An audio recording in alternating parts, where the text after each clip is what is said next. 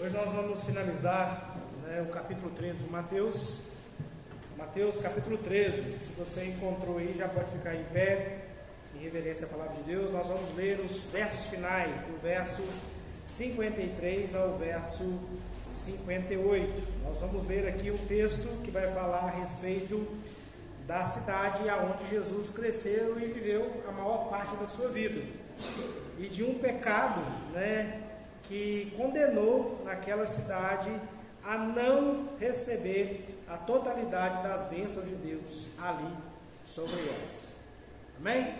Mateus capítulo 13, do verso 53 ao verso 58. A palavra do Senhor nosso Deus diz assim: quando Jesus acabou de contar essas parábolas, retirou-se dali, e chegando à sua terra, ensinava nas sinagogas, de modo que se maravilhavam e diziam: de onde vem essa sabedoria e esses poderes miraculosos? Não é este o filho do carpinteiro? A sua mãe não se chama Maria? Os seus irmãos não são Tiago, José, Simão e Judas? Todas as suas irmãs não vivem entre nós? Então, de onde lhe vem tudo isso? E escandalizavam-se por causa dele. Jesus, porém, lhes disse: nenhum profeta é desprezado a não ser na sua terra e na sua casa. E não fez ali muitos milagres por causa da incredulidade deles. Amém? Vamos orar?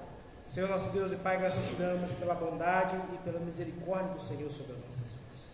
Nós pedimos, ó Pai, que o Senhor nos abençoe, nos dê entendimento acerca da Tua palavra, abra nossa mente e nosso coração a verdadeiramente crer e reconhecer o Senhor, ó Pai, sobre as nossas vidas. Nós precisamos, ó Pai, de Ti, ó Pai, para moldar os nossos corações, para que o Senhor, ó Pai, revele em nós o maior dos milagres que o Senhor pode fazer, que é a salvação de um homem pecador. Nós pedimos, ó Pai, que a Tua palavra nos molde, que a Tua graça nos alcance. Use, ó Pai, a vida do Teu servo nesse momento, que o Senhor cresça em poder e glória, ó Pai, sobre as nossas vidas, e que eu seja o mero instrumento do Senhor nessa noite. É por isso que nós oramos, agradecidos, em nome de Jesus. Amém. Pode se assentar, irmãos. Esse texto me traz algumas lembranças da minha própria história com Cristo. Eu creio que todos, ou se não, quase todos aqui, conhecem boa parte da minha história. Conhecem meus pais, conhecem algumas histórias que os meus pais fizeram questão de contar para alguns dos irmãos aí, umas que me orgulham, outras que nem tanto, E mesmo eu tendo nascido em um lar cristão, sendo ensinado desde a mais tenra infância a respeito das boas novas do Evangelho, a incredulidade também fez parte de mim. Conhecia todas as histórias, ou quase todas as histórias bíblicas, sabia aplicá-las de forma moral em minha vida, mas de certa forma me faltava conhecer um Cristo real e verdadeiro. Bem provável que muitos dos que estão aqui compartilhem dessa mesma realidade juntamente comigo. Conhecem as histórias de Jesus, admiram a sabedoria de Jesus e até mesmo se alegram em ver os milagres de Jesus. Porém, talvez ainda não tenham reconhecido como o Senhor da sua vida, como o Filho de Deus. E nessa noite nós vamos estudar esse texto, que eu creio que cada um de nós já experimentamos de alguma forma e de algum grau esse tipo de pecado, o pecado da incredulidade. O texto que nós lemos mostra essa triste realidade, a realidade da incredulidade. Não existia nenhuma outra cidade no tempo de Jesus que tenha desfrutado tanto da presença de Jesus como a pequena Nazaré. A maior parte da sua infância, a sua juventude e o início da sua vida adulta foi vivida ali. E o texto nos mostra que aquele povo conhecia Jesus, conhecia a profissão do seu pai, a sua profissão, conhecia os seus irmãos, as suas irmãs, toda aquela cidade o conhecia. E eles estavam ali escutando as palavras de sabedoria de Jesus, vendo as obras miraculosas que ele fazia, mas mesmo assim, aquele povo não era verdadeiramente capaz de reconhecer quem era Jesus, o Jesus de Nazaré. Esses homens, essa cidade estava fadado a isso, a incredulidade, a não convivência, e o problema é que eles conheciam a Jesus, conheciam um bom testemunho de Jesus, conheciam as capacidades de Jesus, mas nós vemos aqui a dificuldade desses servos, desses homens aqui. Eu gostaria que os irmãos abrissem a Bíblia comigo lá em Lucas, no capítulo 4. Lucas, capítulo 4, versículo 16 ao versículo 30. Ele vai nos contar uma breve história a respeito de Jesus e Nazaré. Lucas, capítulo 4, do verso 16 ao verso 30. Amém? A palavra do Senhor nos diz: Jesus foi para Nazaré, onde havia sido criado. Num sábado entrou na sinagoga, segundo o seu costume, levantou-se para ler. Então deram o livro do profeta Isaías, e abrindo o livro, achou o lugar onde estava escrito: o Espírito do Senhor está sobre mim, porque ele me ungiu para evangelizar os pobres, enviou-me para proclamar a libertação dos cativos, a restauração à vista aos cegos, para pôr em liberdade o oprimido e proclamar o ano aceitável do Senhor. Tendo fechado o livro, Jesus devolveu ao assistente e sentou-se. Todos na sinagoga tinham os olhos fixos nele. Então Jesus começou a dizer: hoje se cumpriu a escritura que vocês acabam de ouvir. Todos davam testemunho dele e se maravilhavam das palavras cheias de graça que saíam dos lábios, e lhe perguntaram: não é este o filho de José? Então Jesus disse: sem dúvida, vocês citarão para mim o provérbio: médico, cure-se a si mesmo. Dirão: tudo o que ouviu que você fez em Cafarnaum, faça também aqui na nossa terra. E Jesus prosseguiu: de fato, afirmo a vocês que nenhum profeta é bem recebido na sua própria terra. Na verdade, lhes digo que havia muitas viúvas em Israel no tempo de Elias, quando o céu se fechou por 3 anos e 6 meses, reinando grande fome em toda a terra. Elias não foi enviado a nenhuma delas, a não ser a viúva de Serepta de Sidom. Havia também muitos leprosos em Israel no dia do profeta Eliseu, e nenhum deles foi purificado, a não ser Naamã, o sírio. Todos na sinagoga, ouvindo essas coisas, se encheram de ira. Levantando-se, expulsaram Jesus da cidade e levaram até o alto do monte sobre a qual a cidade estava edificada, para que de lá pudessem atirá-lo abaixo. Jesus, porém, passando por meio deles, foi embora. É até difícil falar amém no texto desse, né? Estão querendo matar Jesus antes da hora aqui. Mas esse texto narra o quê? O início do ministério de Jesus no meio do seu povo, no meio do povo da sua cidade. E nós temos aqui esse primeiro encontro com aqueles homens da sinagoga, onde ele lê a profecia de Isaías, e ele diz: olha, eu sou o cumprimento da profecia de Isaías. Meus irmãos, se tivesse um povo que poderia reconhecer as verdades de Jesus, naquele tempo, seria aqueles que conviveram com Jesus desde a sua eternidade. Eles viram Jesus crescendo, eles viram Jesus amadurecendo, eles viram a honestidade de Jesus, viram como Jesus agia no meio deles, e eles se admiravam. O texto mesmo nos diz: se admiram, tanto nesse encontro anterior, como nesse que nós vemos agora, que já é mais próximo da sua morte, aonde eles estão olhando para Jesus dizendo: quanta sabedoria, que dons maravilhosos, nós sabemos o que você tem feito em Cafarnaum. Cafarnaum é a cidade onde Jesus viveu a maior parte do seu ministério, né? Aproximadamente 3 anos em Cafarnaum durante todo o seu ministério. E Cafarnaum era uma cidade que estava próxima a Nazaré. Nazaré ficava em linha reta de Cafarnaum a Nazaré, 30 quilômetros. Nós sabemos que não existe viagem de linha reta. Naquele tempo, naquele contexto, era uma viagem de aproximadamente 46 a 50 quilômetros de distância, pelas rotas, pelas estradas, escapando dos morros, dos montes.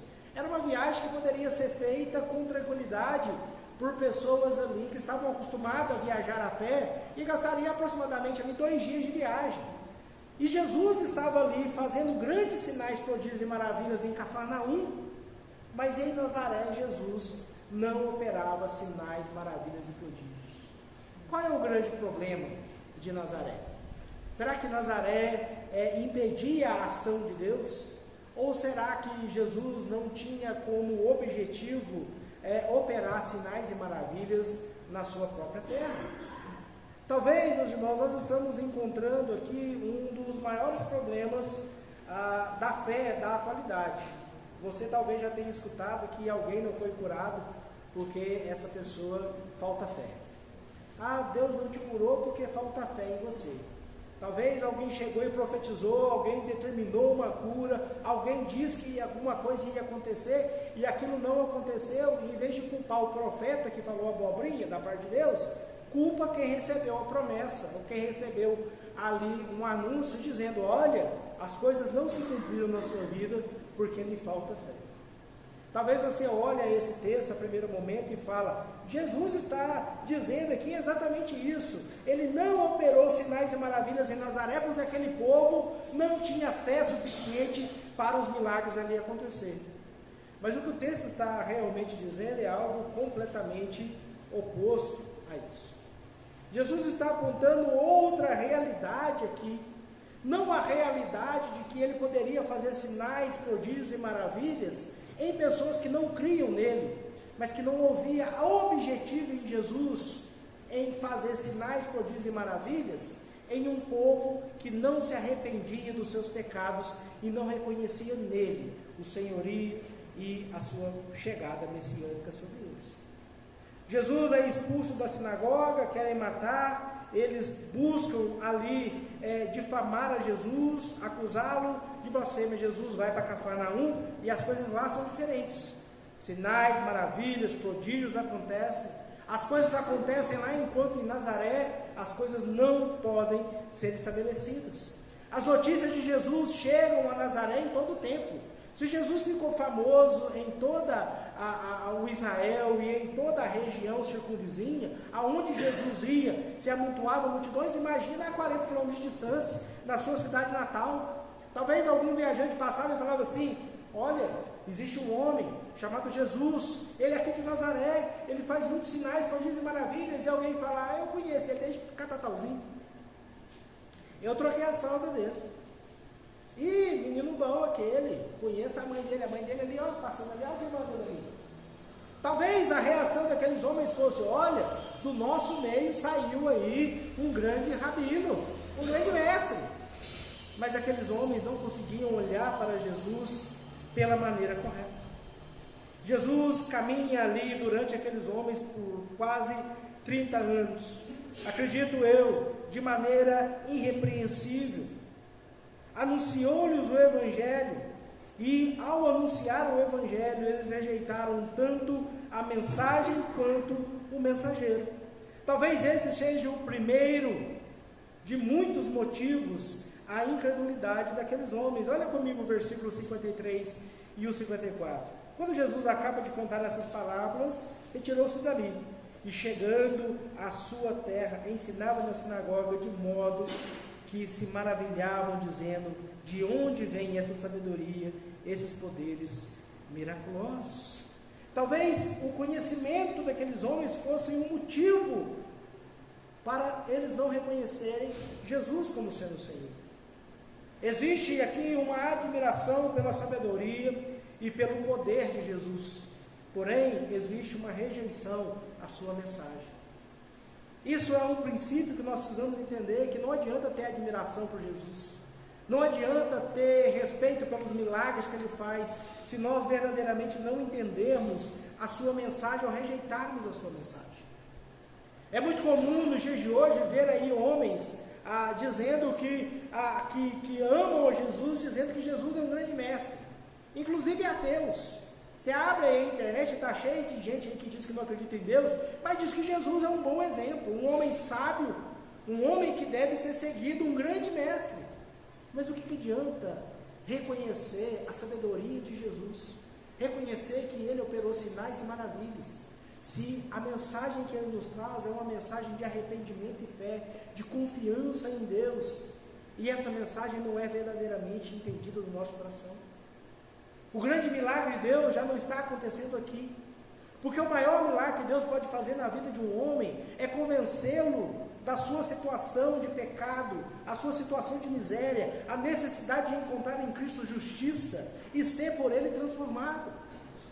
Nós podemos observar que o desejo de Jesus é com que as maravilhas, os sinais, os prodígios cheguem àquele povo, mas rejeitando a sua mensagem, rejeitando quem Ele verdadeiramente é e o que Ele diz ser abertamente aquele povo. Se você procurar em toda a Escritura Sagrada, são raras as vezes a qual Jesus diz claramente: eu sou o Messias, a não ser na cidade de Nazaré.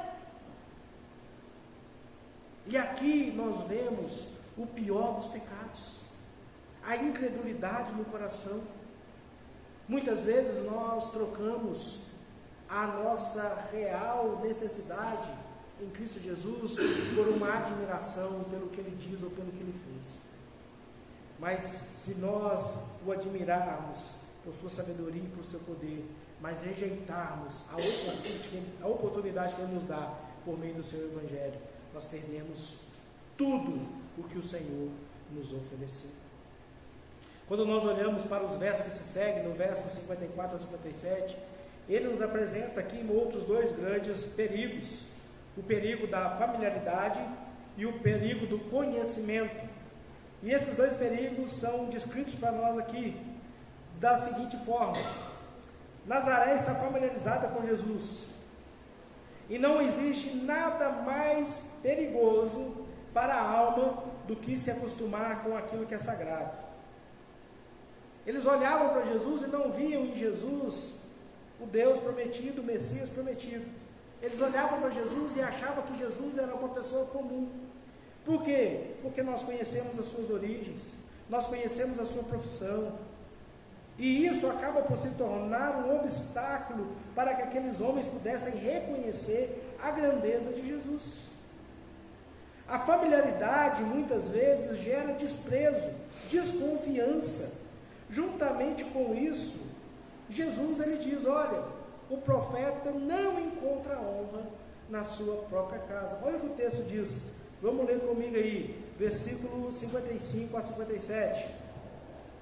Nós já lemos o 54, então vamos do 55 para frente aqui. Não é este o filho do carpinteiro? A sua mãe não se chama Maria?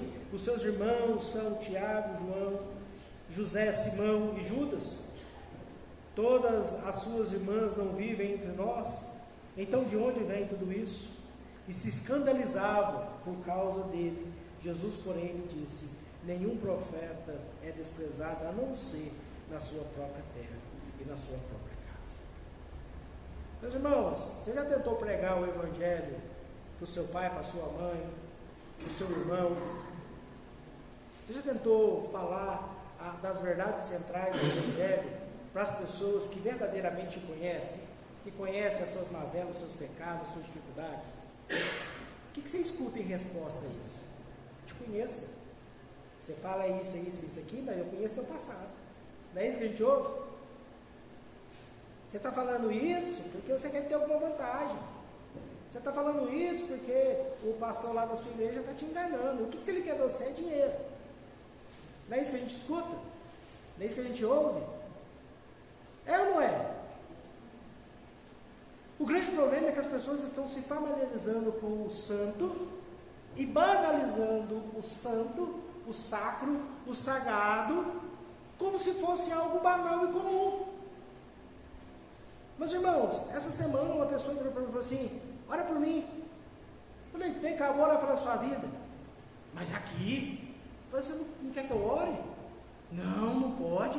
Você tem que orar lá na sua casa de joelho com a porta fechada, porque a Bíblia fala que Deus só ouve oração que é feita em segredo, em secreto. Uai, quem define que oração Deus escuta agora é o meu joelho? E se eu não gostar do quarto que eu uso para orar? E se a bermuda que eu estiver usando na hora, ou o chinelo de dedo que eu estiver usando na hora, não for do agrado de Deus? Meu irmão, será que se eu tiver com uma necessidade, eu estiver na minha casa prontinho para dormir, só de bermuda, sem camisa, eu não posso orar a Deus, porque Deus não recebe a minha oração? Se for assim, não ouviu nem a oração de Jesus na cruz. Ele estava lá só com um paninho, tampando as coisas que era necessário tampar. E ele ora e fala, Deus está consumado, está tudo na sua mão. Muitas vezes nós colocamos coisas que não deveriam ser tratadas com tanta santidade como prioridade, e nos esquecemos daquilo que realmente importa, daquilo que realmente nos faz sentido. Nós estamos tão familiarizados com a religiosidade, com as coisas à nossa mão, com as situações do dia a dia, que nós olhamos para isso e dizemos, não, Deus não pode fazer essas coisas. Crente não pode jogar futebol. Por quê? Porque a bola do futebol é o ovo do capeta. Uai! E bota ovo, hein? De tudo quanto é jeito, quanto é tipo. Meu irmão, ou raciocínio, muitas vezes, o pastor, se não pregar de terno, então o terno é que me transforma. Coitado então dos apóstolos, não tinha terno na época deles. Eles tudo usavam túnica, que era um vestidão. A diferença do homem para a mulher era os adornos em volta, porque era o mesmo pano.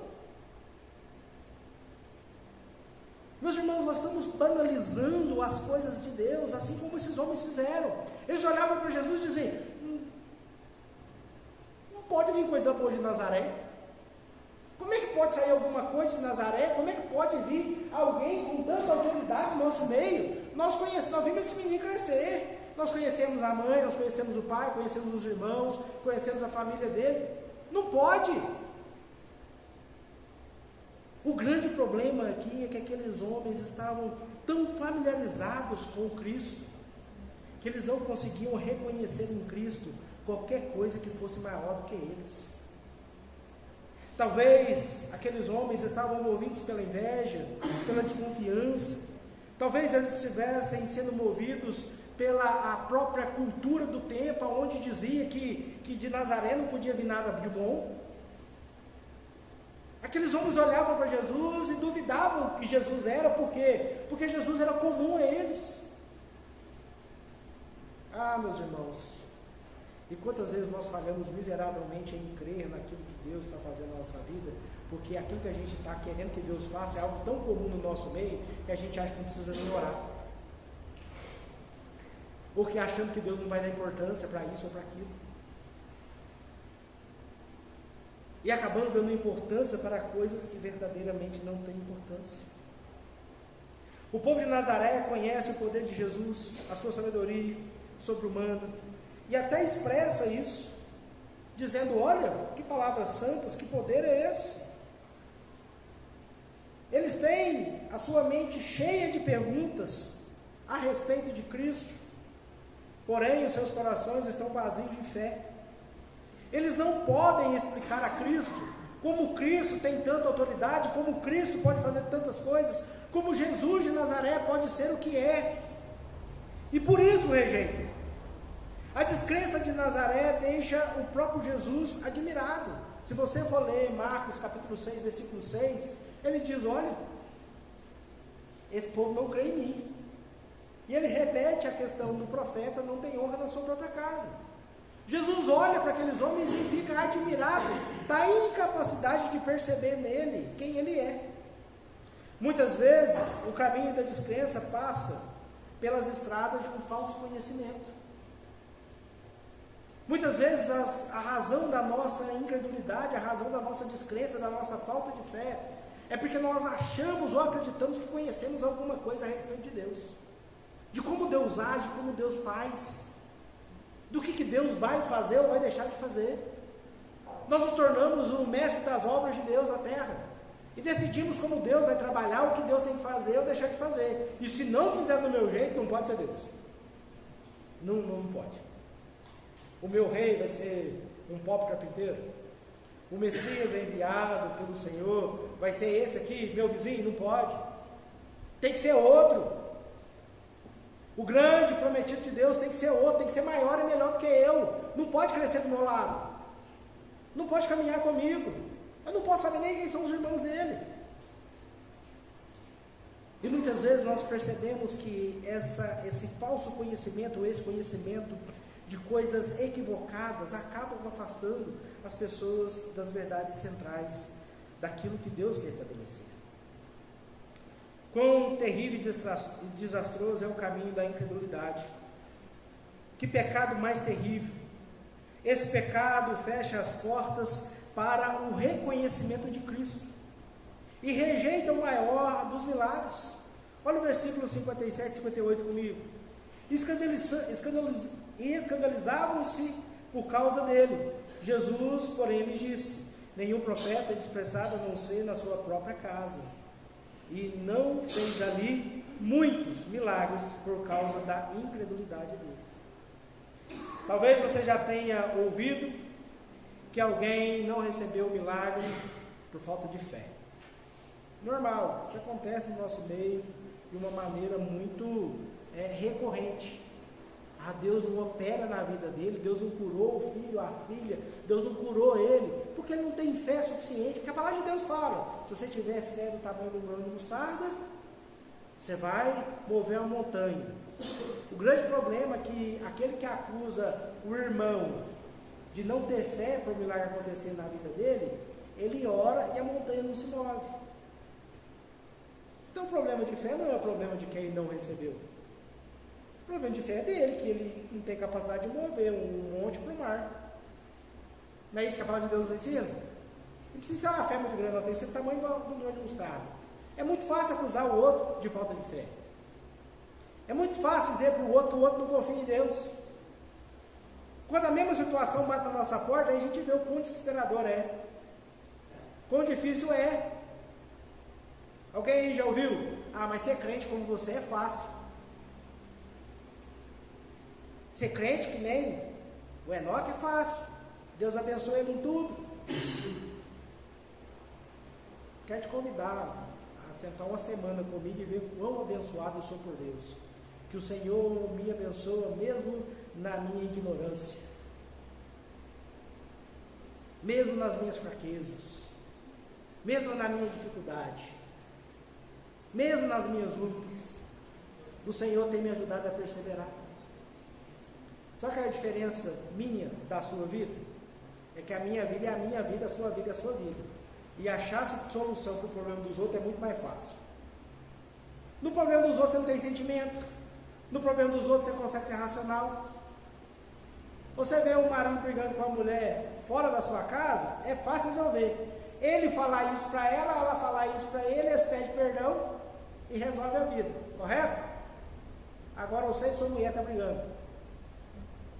Vai lá e pede perdão então para sua mulher primeiro. Mulher, vai lá e pede perdão primeiro para o seu marido. Diz o que você diz para todo mundo dizer quando está enfrentando a mesma dificuldade. Vai lá, chefe. Porque o filho de fulano de tal é uma bênção. Eu queria tanto que o meu filho fosse assim. Você não viu as noites que passou de joelho. Você não viu os perrengues que passa. Você não viu a dificuldade que tem. Muitas vezes, o outro que você está elogiando está olhando para o seu filho e falando a mesma coisa, dizendo: olha, que bênção é o filho daquele pessoa ali, daquele fulano ali. Queria que meu filho fosse daquele jeito. Você olha para o seu mesmo filho e fala assim: miserável, você tinha que ser igual ao outro. Estou mentindo? Estou errado, estou equivocado aqui no meu posicionamento? Tem alguém que não concorde com isso? Meus irmãos, nós estamos olhando aqui para uma realidade a qual Jesus está tratando. Qual é a realidade que Jesus está tratando aqui? Jesus está tratando aqui a vontade dele de efetuar milagres, sinais e maravilhas no meio do seu povo, da sua cidade. E não é que Jesus não tenha feito milagres lá no meio deles. A palavra nos revela que Jesus não fez muitos milagres. Por que Jesus não fez muitos milagres? Por falta de fé? Não. Porque o maior milagre, que é o gerador de todos os outros milagres, não aconteceu naquela cidade. O maior milagre que Jesus fez e faz é pegar a vida de alguém e trazer não uma cura física ou um sinal miraculoso, mas é perdoar os seus pecados e entregar a Ele a salvação. Aquele que antes andava a caminho do inferno não anda mais. Jesus não se nega a anunciar as suas grandezas no meio daquele povo. Mas as falsas convicções daqueles homens o impediam de reconhecer nele o Messias prometido.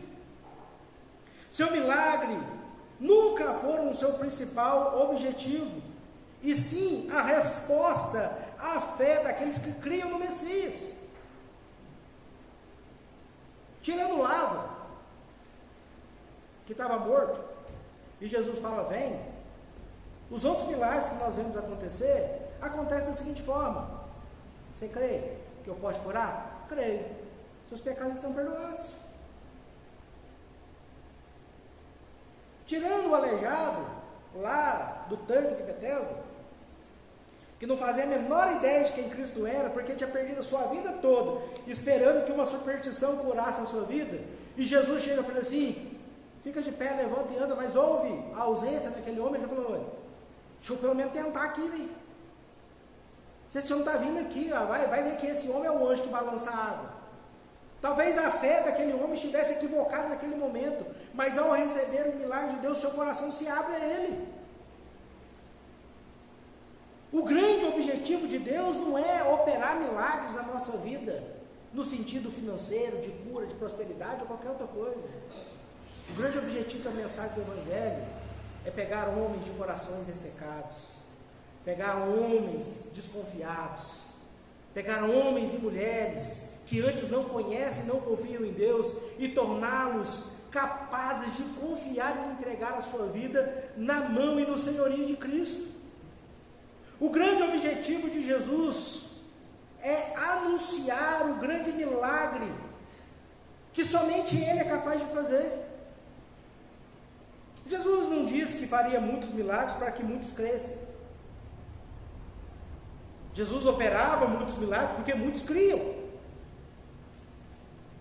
E o milagre era uma resposta, não à necessidade do Evangelho se tornar conhecido, mas do Evangelho ter sido entendido. Muitas vezes as coisas não acontecem na vida da gente porque a gente não entendeu quem Cristo é. Muitas vezes a gente rejeita os milagres de Deus na nossa vida porque a gente vê o milagre acontecendo e não consegue ter um coração voltado e entendido para entender a vontade de Deus. Jesus fez milagre ali. Fez. Mas qual é o objetivo de Cristo? Trazer salvação ao homem, trazer reconciliação com Deus. E um homem reconciliado com Deus, um homem que ama o Senhor, um homem que caminha com o Senhor. Esse é o grande desejo do nosso Senhor. O verso 58 nos diz: Ele não fez ali muitos milagres por causa da incredulidade deles. O impeditivo ao poder de Jesus aqui, ou à sabedoria de Jesus, não são as necessidades daqueles homens, não são as dificuldades daqueles homens, mas é a incapacidade daqueles homens ver o que estava na frente deles. Jesus anteriormente é rejeitado na sua própria cidade, novamente é rejeitado na sua própria cidade. Mesmo que Jesus faça as obras poderosas que eles ouviram dizer que Jesus fazia, mesmo que Jesus continue a anunciar a palavra de sabedoria que ele havia anunciado em outros lugares, isso não mudaria o coração daqueles homens incrédulos. Isso só agravaria a culpa daqueles homens, a culpa de um coração endurecido contra Deus, a culpa da incredulidade. E a incredulidade é para nós o pecado mais tolo, o pecado mais tolo que se pode ter no coração do homem. É o pecado que recusa a mais clara das evidências, que é capaz de fechar os olhos, tapar os ouvidos aos mais belos testemunhos, e ainda assim crer em palavras enganadoras, falsas, mentiras. A incredulidade satisfaz um coração pecaminoso e obstinado contra Deus. A triste realidade é que a incredulidade é o pecado mais comum no mundo todo. Mesmo nós, muitas vezes somos afetados pela incredulidade em nosso coração. Quantas vezes nós deixamos de orar por alguém por não acreditar que aquela pessoa possa se converter ao Senhor. Ou não oramos porque não cremos que Deus é capaz de curar a vida daquela pessoa. Quantas vezes nós deixamos de anunciar o Evangelho por não acreditar que as palavras que transformaram a nossa vida possam transformar a vida de outra pessoa? Ah, mas ele não pensa como eu, ele não age como eu, ele não entende as coisas como eu. Olha a semelhança com o povo de Nazaré, que muitas vezes nós olhamos, eu conheço, eu entendo, eu sei quem ele é, mas não consegue reconhecer nele o grande prometido de Deus. Quantas vezes nós somos incrédulos e obstinados em nosso coração contra Deus? Muitas vezes nós admiramos a sabedoria do Senhor, os milagres que Ele fez, mas quão difícil é reconhecer o senhorio e a soberania de Deus sobre as nossas vidas. Está em momento de aflição, você abre a Bíblia, deixa eu ver o que Deus tem para falar comigo.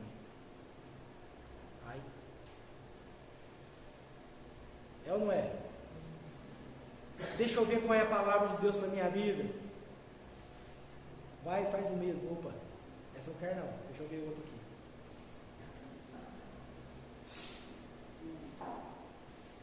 Muitas vezes nós queremos até mesmo manipular as palavras de Deus para nós. Eu tenho um testemunho para contar. Quando eu era jovem, eu andei afastado do Senhor um tempo, e aí eu me reconciliei com o Senhor, entendi a graça e a misericórdia dele sobre a minha vida, e a minha vida foi transformada pelo poder do Evangelho. E uma senhora da igreja, a qual eu fazia parte naquele tempo, gostava muito de mim, e orava pela minha vida e resolveu me presentear. E ela me deu uma caixinha da promessa. Aí falou assim: Enoque, isso aqui é uma bênção na minha vida, eu estou triste, eu vou lá e tiro uma palavra de Deus para mim. Tem 365 promessas na Bíblia, estão todas aí. Eu recebi dela, agradeci. Meu irmão, muito obrigado, que Deus abençoe. Aí pus aqui no bolso, fui embora para casa. Cheguei em casa. Deixa eu ver qual é a promessa de Deus para a minha vida hoje, né? Pá! Eu puxei o papel em branco. Tinha 366 papéis dentro daquele negócio que eu contei depois. Tinha um em branco. E aquela era a promessa que Deus tinha para mim naquele dia. Tem hora que a gente quer fazer com que Deus faça as promessas dele a self-service. Deixa eu escolher qual é a bênção que Deus tem para mim hoje. Deixa eu ver o que Deus tem preparado para a minha vida hoje. Meu irmão, que capacidade que você tem de definir quais são as bênçãos de Deus que Deus tem para dar para você ou para qualquer outra pessoa. A oração mais difícil que eu fiz na minha vida foi no leito de morte da minha sogra. A última conversa que eu tive com ela, as poucas palavras que ela estava dizendo. Ela sofrendo com câncer que já havia alcançado muitos órgãos do seu corpo, passando dor, tomando morfina já quase uma semana e lá acordada, porque a dor não deixava ela ir. Ela vira para mim, Celinha saiu para ir no banheiro, resolver conversar com o médico, ir no banheiro, não me lembro o que aconteceu na época, e ela estava muda. Ela estava acordada, mas não falava com ninguém. Aí eu cheguei perto dela assim, fui mexer com ela. Tinha muita intimidade com ela, brincava muito com ela. Falei: minha sogra, vamos sair daqui? Levanta que nós embora, comer um pastel. Aí ela dá assim para mim: Enoque, ora para Deus me levar. Tem certeza, minha sogra? Ou ele me tira daqui ou ele me leva. Aí eu orei a Deus, agarrei na mãozinha da minha sogra e orei a Deus: Senhor, nós sabemos que o Senhor é capaz de fazer todas as coisas. Nós sabemos que o Senhor é capaz de curar a vida dela, nós sabemos que o Senhor é capaz de tirar a vida dela. O nosso desejo é a cura. Mas se o desejo e a vontade do Senhor for levá-la ao Senhor, leve logo. Que em toda e qualquer situação o nome do Senhor vai ser glorificado. Se ela for curada, o seu nome será engrandecido aqui na terra. Se o Senhor a levar embora, o seu nome já foi engrandecido aqui na terra, pelo testemunho da vida dela. E ela terá a maior recompensa da sua vida, que é encontrar o Senhor em glória. Em nome de Jesus, amém. A velha falou amém. Saí dali, levei Celinha para casa. A sogra do meu cunhado ficou lá com ela no hospital. Chegamos em casa, Celinha teve 4 horas de sono. 1h da manhã o telefone toca.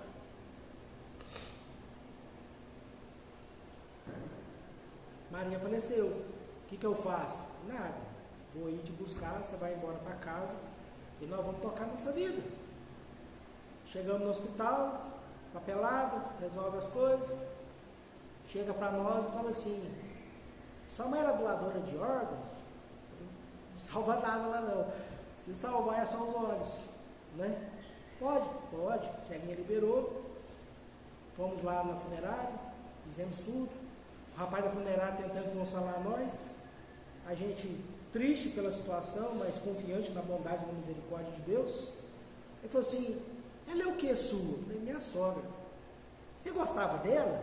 Eu amava minha sogra, né? Porque ele achou que eu estava muito feliz por estar perdendo alguém. Naquele dia, mais tarde, fizemos o velório dela. No velório dela teve música, teve pregação, teve alegria, povo chorando nos velórios do lado, e no dela o povo alegre, satisfeito. 2 pessoas dos velórios vizinhos vieram perguntar para nós o que estava acontecendo. Tive a oportunidade de falar do Evangelho de Cristo a algumas pessoas ali. Teve um que virou para mim e falou assim: você podia dar uma palavra lá? Eu falei: vou. Não conhecia o cara, não sabia quem era, nada. Fui lá e dei uma palavra. Meus irmãos, eu agora vou ficar triste porque o Senhor não concedeu o meu desejo? Quem sou eu em relação aos desejos de Deus? A minha sogra pediu mal. Ela falou para Deus que queria ver o filho mais velho formado, o neto nascido. Se ela tivesse falado que queria ver a neta nascida, que ela nem sabia que estava na barriga de Célia e já estava na barriga de Célia, às vezes Deus tinha concedido a ela mais um tempinho de vida. E muita gente reclama. Eu vou reclamar de quê? Que a minha sogra sofreu, que ela teve dores, que ela teve problema? Que ela teve os melhores médicos de Belo Horizonte à disposição dela? Que ela teve acesso aos melhores medicamentos que existiam na época?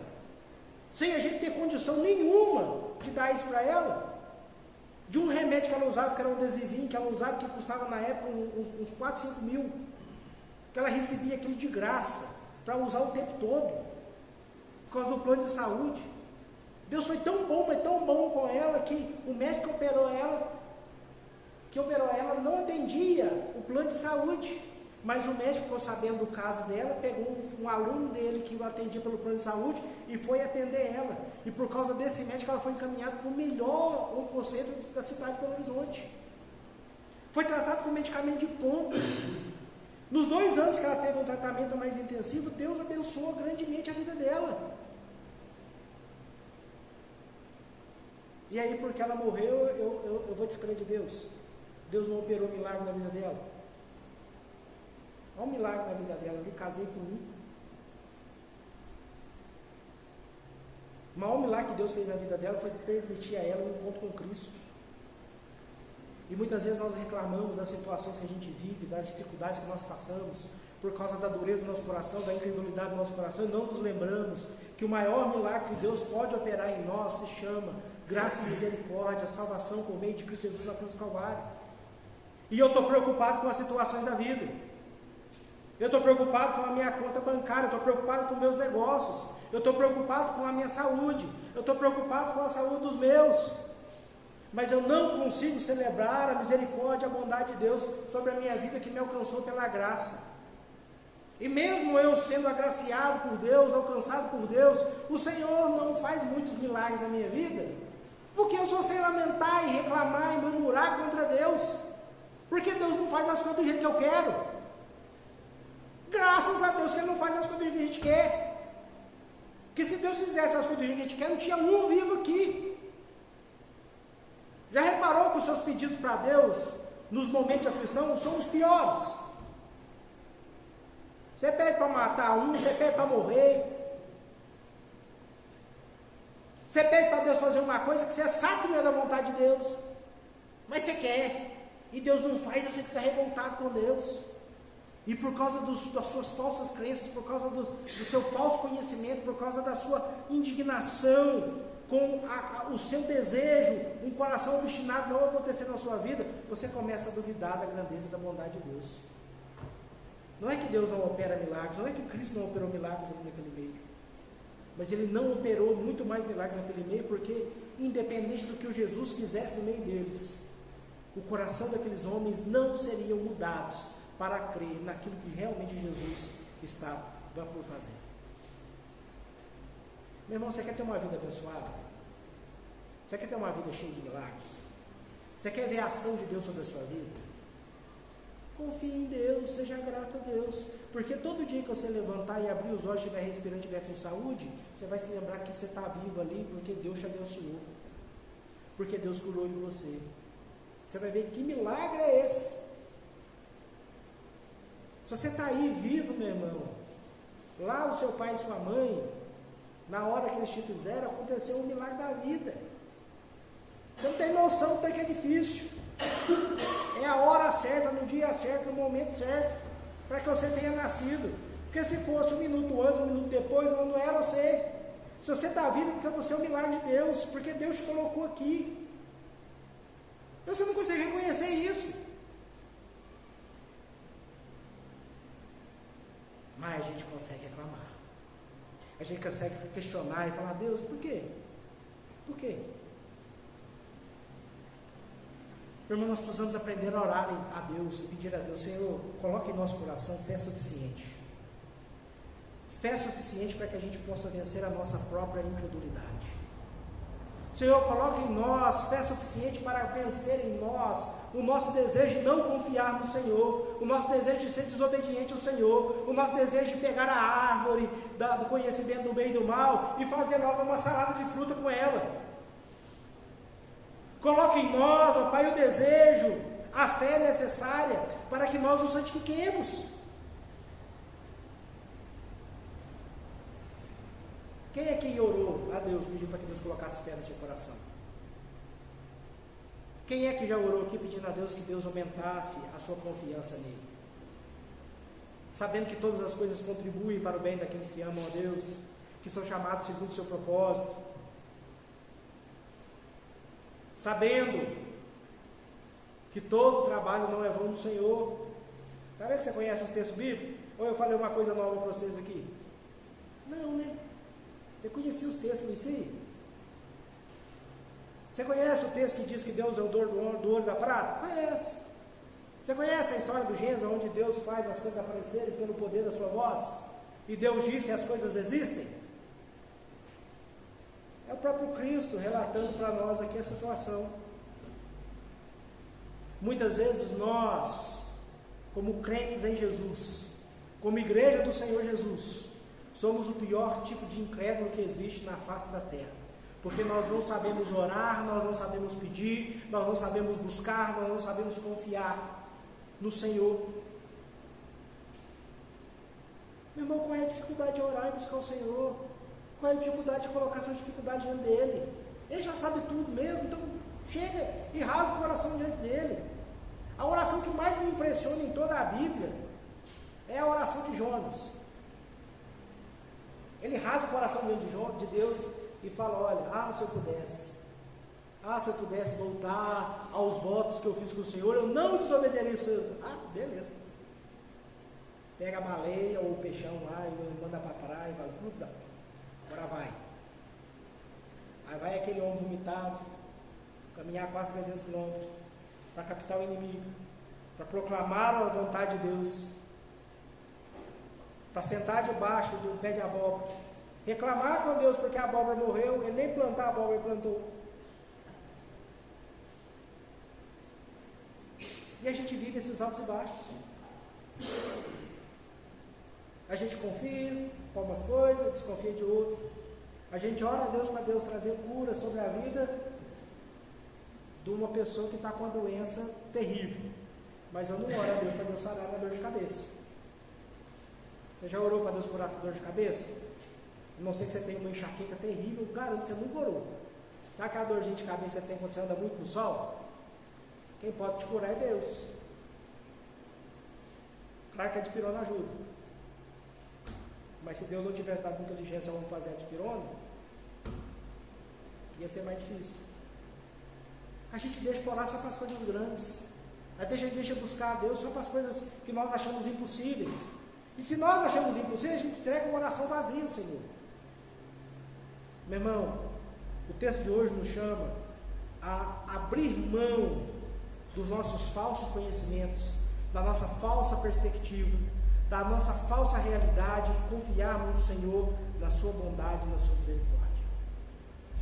Se tem algo que nós precisamos aprender pela palavra de Deus essa noite, é que o Senhor deseja fazer em nós muitos milagres. Mas para isso nós precisamos aprender a crer no Senhor, como Senhor e Salvador das nossas vidas.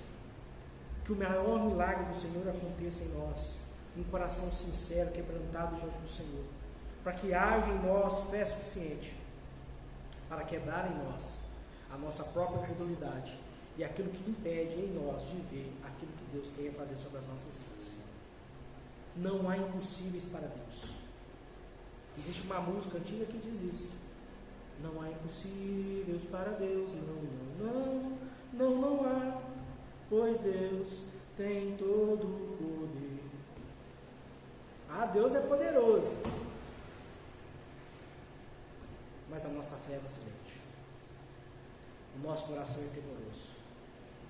Deus é soberano, mas nós somos um bocado bobo, porque nós não tiramos o real proveito do que Deus pode fazer na vida da gente, porque nós não temos a capacidade de crer naquilo que Deus nos tem prometido. Será que Deus se nega de ouvir as nossas orações? Será que Deus se nega de resolver as nossas dificuldades? Será que Deus não resolve os nossos problemas? Ou será que somos nós que não conseguimos reconhecer a misericórdia e a bondade de Deus?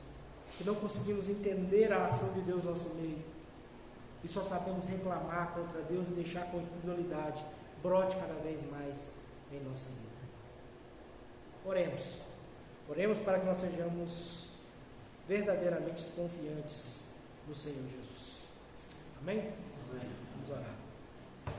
Senhor nosso Deus e Pai, graças te damos pela bondade e pela misericórdia do Senhor sobre nós. Nós pedimos, ó Pai, que nessa noite o Senhor, ó Pai, nos ajude a crer no Senhor, a confiar no Senhor, a buscar ao Senhor de todo o coração, tirar de nós todas as falsas ideias, o falso conhecimento do Senhor e poder verdadeiramente confiar naquilo que o Senhor tem a fazer sobre nós.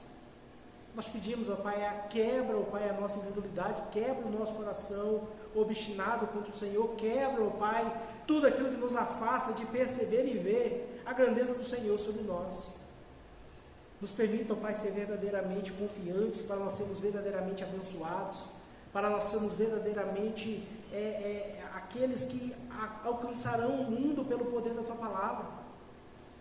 Que nós, ó Pai, possamos aprender com a nossa vida, com aquilo que o Senhor tem feito a nós, o quão bom o Senhor é sobre as nossas vidas. Sermos gratos, ó Pai, por aquilo que o Senhor tem feito, sermos gratos, ó Pai, por tudo aquilo que nos tem alcançado. É por isso que nós oramos, pedindo, ó Pai, a Tua graça e a Tua misericórdia no teu povo. Aviva, ó Pai, os nossos corações, restaura a nossa fé no Senhor. Nos torna, ó Pai, um povo confiante na Sua bondade. É por isso que nós oramos, em nome de Jesus. Amém.